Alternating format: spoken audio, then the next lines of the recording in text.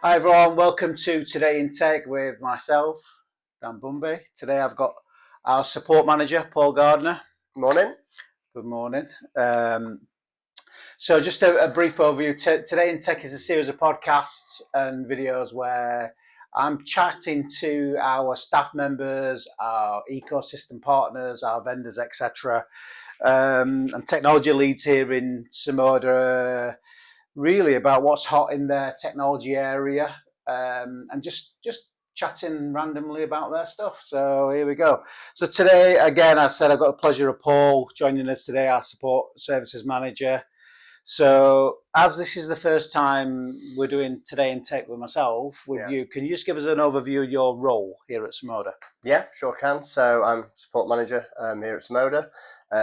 Predominantly, I'm working with our clients, the support services clients, making sure that they're getting the delivery of service that we provide. I also head up the help desk team on a day-to-day basis, managing them. So it's a bit of a split role, really, in terms of client facing and a bit of management as well. Cool. Good. So yeah, so on a daily basis, then you're dealing with our support clients. You're dealing with customers. You're dealing with the challenges of achieving SLAs, etc. Yeah, absolutely. So in terms of that, what are the three hot topics? What are the three things at the moment that are driving conversations with customers, and also what's actually happening at the real coal face? Yeah, sure. One of the main ones is security and control of company data. It's really important. We're working in more of a hybrid environment now, both remote and office based.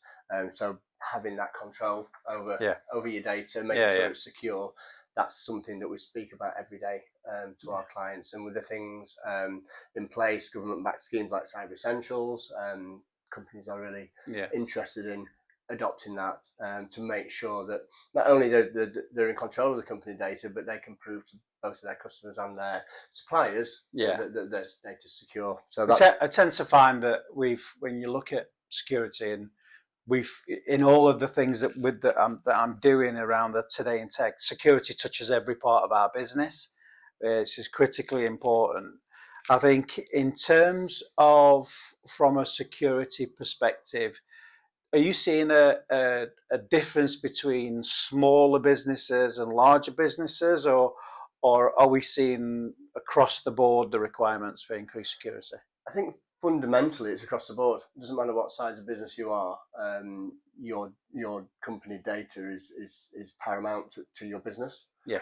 So how big your business is, how many users you've got, and how much data you've got really doesn't matter. Right. Okay. It's just as important. So we see the same requirements and the same problems and the same issues all around that, no matter what size of business you are. So you mentioned Cyber Essentials, and having gone through that ourselves, and interesting. Yeah. Are we helping some of the support customers, our customers around Cyber Essentials? Yeah. And what do we actually do? Yeah, absolutely. So a lot of the time, clients have heard of it, they've not really delved deep into it in terms of what they need to do to achieve that. So we look at the whole environment, find out where they're lacking in terms of what they would need to implement to achieve this accreditation. So we'll do a full review on the whole security posture, and then we will make recommendations to make improvements so that when they go forward for Cyber Essentials, and we're pretty confident that they're going to get that certification to pass it. And we use a partner to help achieve that as well, so we can pre-test the environment before it actually goes to accreditation to give them that guarantee that it's actually going to. Yeah, I think that's a theme you'll see across all of ours. We talk about security. We'll also talk about partnerships. And our ecosystem. We're really, really proud of our ecosystem partners, etc. And we'll probably talk about that on another session a little bit more. But so that's security. What else? Optimization of software tools such as Microsoft 365. Obviously, most businesses that we get involved with use Microsoft 365 either across the business or part of the business. Yeah. So it's making sure that the license that they're paying for, they're getting the full benefit of that license. They're using all the tools You know, they're using all the applications fully, they're aware of what's available, because sometimes they're not. And just really making sure that everything that they pay for is being used, and how can we help to drive productivity as well, using applications like SharePoint and Teams more, and using tools like Autopilot and Intune more. They're really the growth areas. To be fair, we've the previous podcast had Tim Latham chatting around about AI, around Copilot, around Teams and other stuff as well. So it's interesting. We've got quite a few customers that are obviously on the Microsoft journey, a few that are on the Google journey as well, which we help. But I'd say predominantly we're more on the Microsoft journey, you'd say. We tend to be more focused on the Microsoft journey. Like you say, a few of our customers use Google and use it really effectively, and that's something we can help with. But predominantly, Microsoft seems to be the more common software suite that businesses are using now. We, like I said in the chat with Tim, it was really interesting because Tim talked about the stuff that business is available in the 365 suite for customers, and that we don't necessarily utilize. And as a business ourselves, we don't utilize everything around the Microsoft 365 stack. We do try and do quite a few bits to try and help customers, but in terms of that whole every single thing within there, it's such a comprehensive package that we don't tend to use everything. It's really difficult to know what's available as well, and how to use it.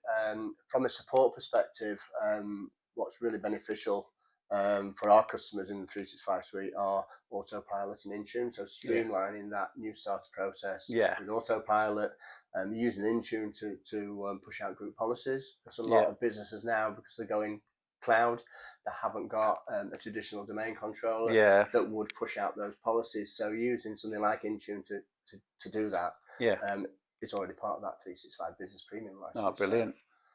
That makes sense. So obviously we've got 365, we've got security compliance. What's the other? I'd say the third one would be making sure that the hardware and software is doing what it should be, the integrity of it, making sure it's it's fit for purpose, it's secure, it's all patched and up to date, because these are the things again that you would expect an internal IT department to look after. Not always the case. It's something that it's automated by Microsoft, so they think it's working. Not always the case. So it's making sure those patching policies are fit for purpose, they're up to date, they're doing what they should do. And this again all cycles back to around cyber essentials and what's best practice in terms of cyber essentials, and having everything that's up to date, whether that be a Windows PC, a Mac OS device, a mobile phone if you're using it for work purposes, making sure the latest updates on that.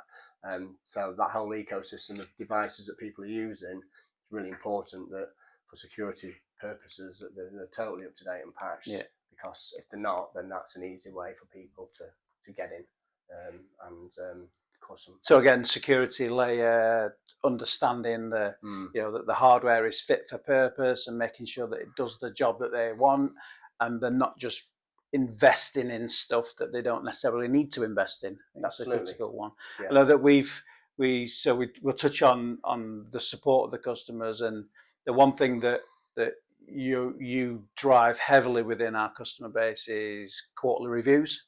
So if the business does require a quarterly review, we will provide a quarterly review, and that's based on RAG ratings.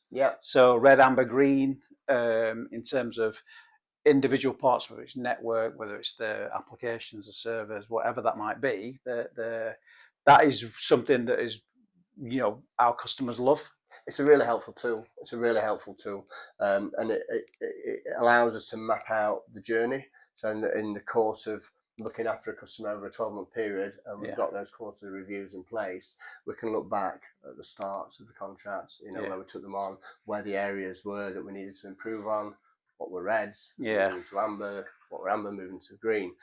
So at the end of that initial 12-month journey, we can really see the progress of how we've helped that customer and where they've benefited from a contract with us, because it's not just about the reactive break fix element Yeah. of what we do. It's the proactive behind the scenes, what we're actually doing to make sure that all these areas are secure and up to one of date. the things that we've, I remember you chatting to me ages ago about was that we got a client where they had a particular contract, and actually the objective of the contract was to ensure their systems were working better, and they achieved as many greens as possible. So we actually reduced the contract value. Absolutely, yeah. Which is, it's kind of counterintuitive in terms of, from a business perspective, you want to try and grow that business.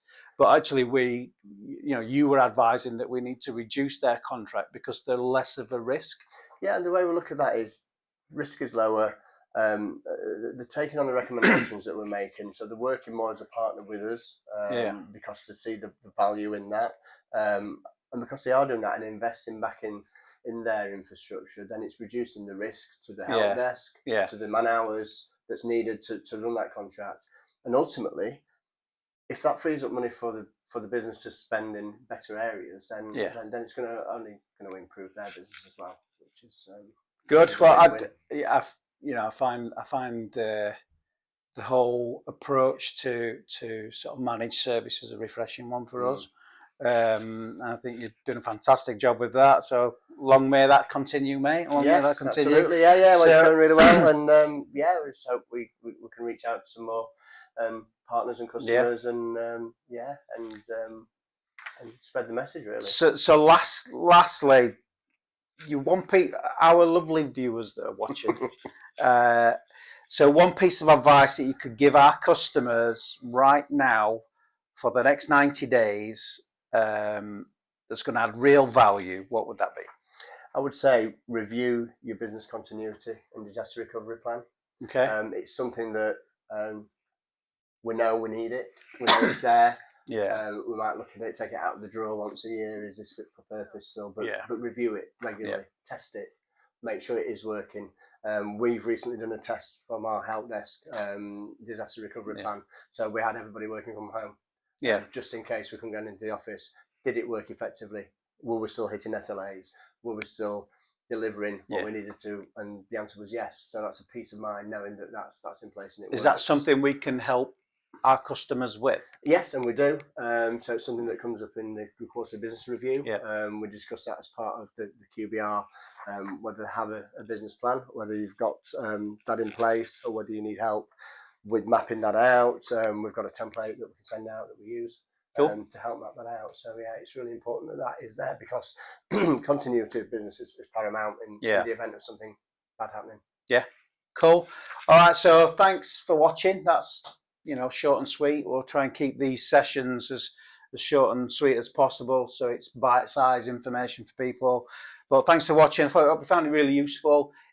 I do encourage you, if you do want to reach out to Paul to have a chat about services and about our managed service delivery, our help desk, etc., drop him a line, give him a call, send smoke signals, whatever you want to do out there. Find me on LinkedIn. Yeah, find him on LinkedIn.